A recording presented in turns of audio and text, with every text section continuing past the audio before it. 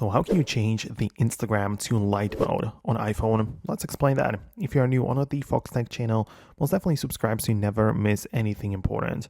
So when it comes to the Instagram and whether it has light or dark mode, it depends on your device's settings for it. So in the main settings app, you can find the display and brightness.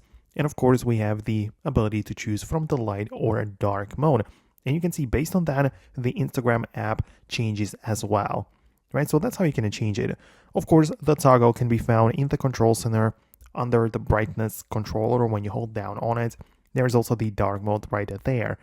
And as well, let's not forget about the automatic scheduling options, which might be set from the sunset to sunrise or a custom schedule where you specifically choose the time the phone and Instagram will be in the dark mode and when it's supposed to switch back to the light mode, right? So you can see this is what it depends on, and that's how you can change it, right? So inside of the Instagram settings, we don't have the dedicated option to tweak that, so it only uses the device's settings for it.